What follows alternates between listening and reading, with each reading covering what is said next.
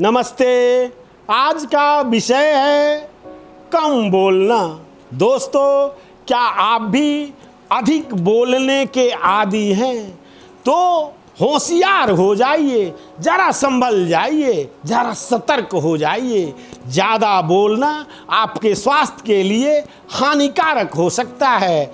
ये मैं नहीं कहता, हमारे धर्म ग्रंथ, शास्त्र और आजकल के मॉडर्न साइंस, सभी जगह आप देखेंगे सुनेंगे तो पाएंगे कम से कम बोलना ही हमारे स्वास्थ्य के लिए फायदेमंद होता है। ज़्यादा से ज़्यादा बोलना, जानते हैं, जो व्यक्ति अधिक बोलता है, जब देखो तब बड़बड़ाता रहता है, कुछ ना कुछ बोलता ही रहता है, उस व्यक्ति की समाज में क्या स्थिति होती है? बस बिन पेंदी का लोटा, जैसे बिना पेंदी का लोटा होता है, लोटे में पानी रखेंगे तो टिक पाएगी? बिल्कुल नहीं, क्योंकि पेंदी ही नहीं है तो टिकेगी कैसे?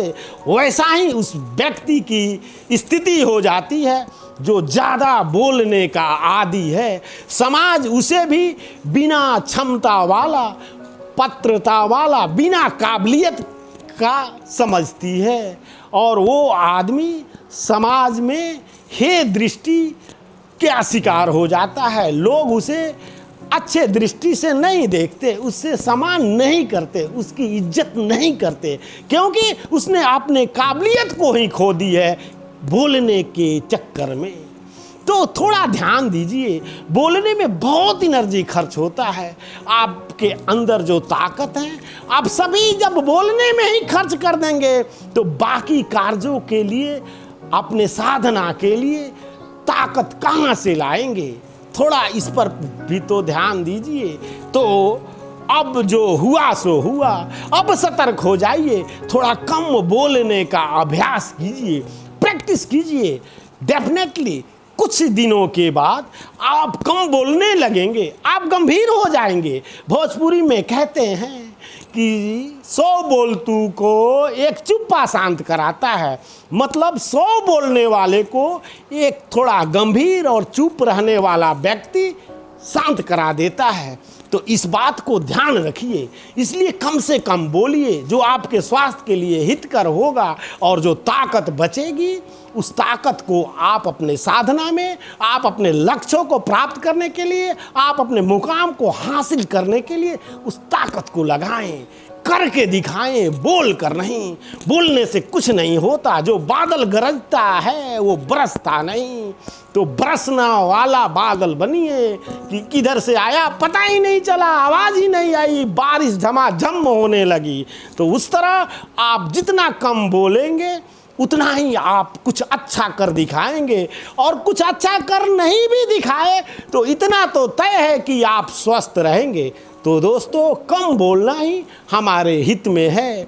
देखिए, परमात्मा ने हमें ये प्रकृति का सबसे महान आविष्कार हमारा शरीर है।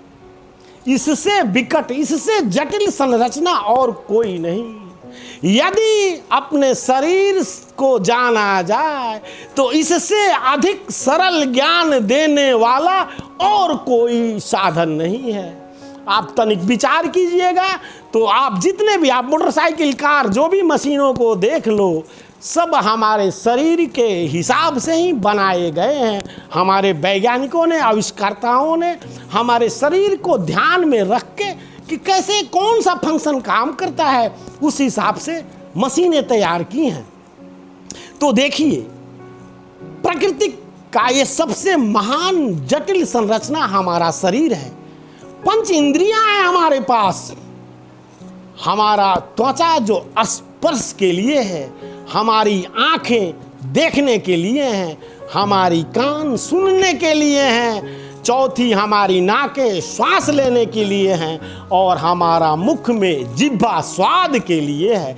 ये 5 इंद्रियां ही भाव, गुण और वस्तुओं का आभास कराती है, एहसास कराती है।